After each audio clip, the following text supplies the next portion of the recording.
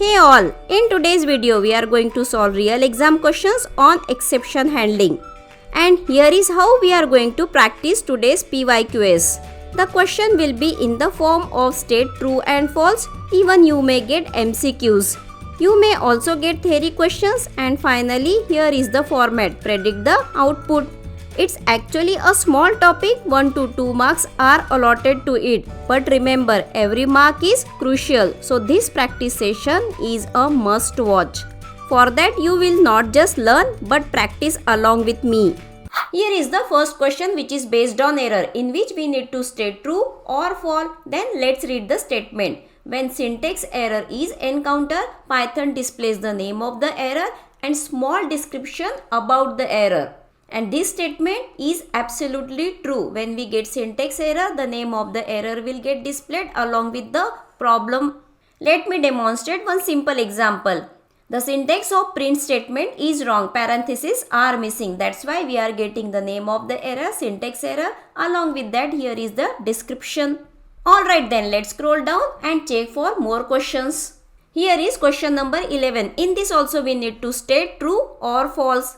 What's the statement? In Python, except block is mandatory whenever a try block is used. This statement is also absolutely true. Whenever we write try block, except block must be there. We cannot skip it. It is not optional. Because in try block, we write the code which may raise exception, and in the except block, we accept that exception, we resolve it. Hope you understood this explanation. Let's proceed. There is one more question, that is question number 23. In this we need to define what is value error and we need to provide one example for the same. This exception value error occur when we pass wrong parameter to the function. Let's take one example. Here is integer function which will convert the value to integer. But while converting, the value should be convertible. If it is a float, it will convert to integer, but think that I am passing one string value to it. Then you will get value error because integer function cannot convert string value to integer. Look at this example, we are getting value error and here is the description, invalid literal for integer. You can give any example of your choice.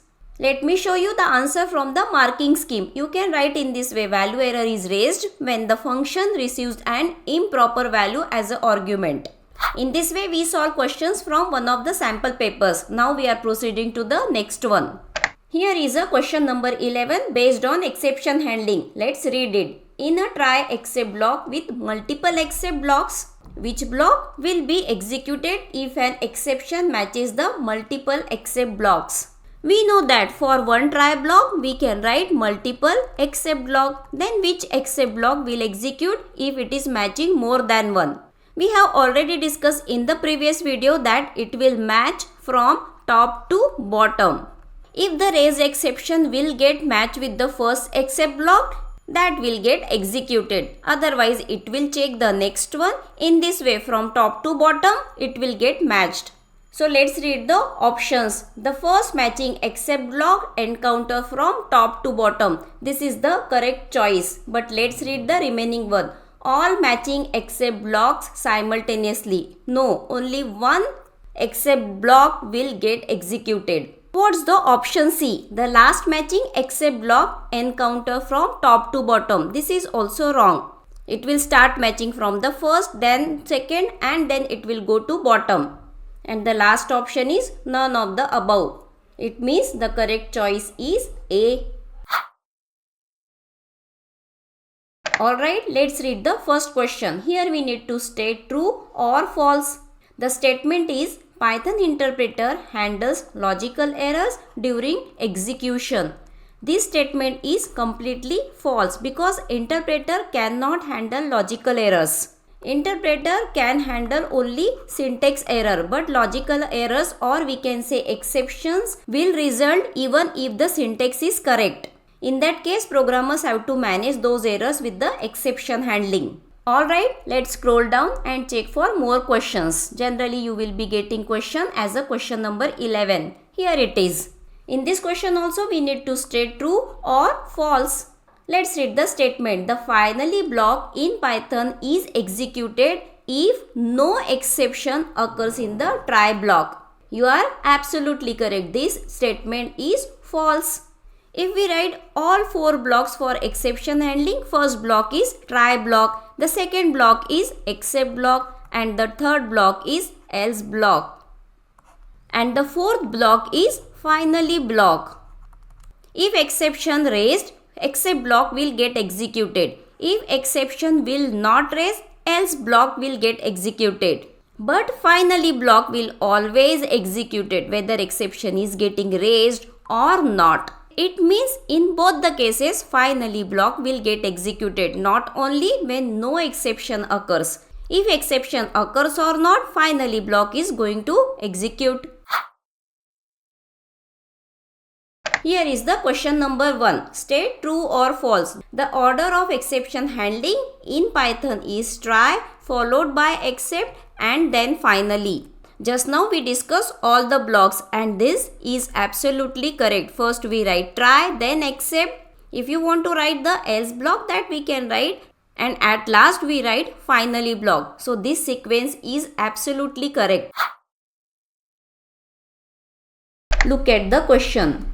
We need to tell whether the statement is true or false. Let's read the statement carefully. An exception may be raised even if the program is syntactically correct. Yes, this statement is true. Even if the syntax is correct, you may get exception. Just now we studied one example where the syntax was correct. We were writing divide 5 by 0. The syntax is perfectly fine, but still it will result in an exception. Here we need to tell which of the following statement is false. Read the statements carefully. In the option A, it is written that a try except block can have more than one except block. Yes, it is true. We saw one try block can have many except block to handle different exceptions. So this statement is true. Look at the next statement. One block of except statement cannot handle multiple exceptions. This statement is false. We just now studied that with the except keyword, if you are writing specific exception name, then it will handle specific exception. But if we don't write anything after this except keyword, it can handle any type of exception. It can handle many exception. It is a generalized exception block. Actually, we got the answer, but let's read other statements too. The finally block is always executed. Yes, it is true. What is the last statement? When 1 is equals to string 1 is executed, no exception is raised. Yes, this is true. This statement will not result in any exception. We are comparing integer 1 with string 1. It will give answer false. Ultimately, our correct option is B. Here are some more questions for practice. We never know which type of question will be asked in the exam. In which block you write the code for error, and we write the code for error in the try block. Look at the second question. What will be the output of the following code? In this code we are trying to access variable z which doesn't exist. So this statement will raise an exception and we will get this output. Look at the next question. What type of error will be raised? In the code we are initializing two variables. In the next statement there is a if. But here colon is missing. It is a syntax error. We did not write the syntax of the programming language correctly. Look at this question. We need to find out the output. If you know the answer, pause the video and let me know in the comments. We are trying to print 5. This will not raise any exception. So the control will come to the else block. This statement will get printed. And you know finally block will always execute. So this is the another statement will get printed. We initialize one variable with 10.2 and trying to print it. So the value of this variable will get printed. It will not go to any of the block because exception is not getting raised. Let's solve one more example. In the first statement, 3 variables are getting initialized. In the second statement, we are printing string A. So the output we will get as A. Come to the try block. Here we are printing string B. So B will get printed. Look at the next statement. Here we are trying to divide 5 by 0. It will raise an exception. After raising exception, control will come to the except block. We are printing D. So D will get printed. After that we are printing E. Now In the last print statement, we are printing the value of A, and the value of A is none. So none will get printed. Here is the output of this code. Don't get confused between the string A and the variable name A. I am enjoying this session. Hope you too. Here is one more question. Try it yourself and write the answer in the comments. Alright, after solving these many questions, we got an idea of the questions based on exception handling. Now it's time to wrap up this video. In the next video, we will be jumping into a brand new topic, text file. It's practical, it's important, and yes, it's coming your way super soon. If you found this video helpful, like, share and subscribe. See you in the next one. Till then, keep practicing.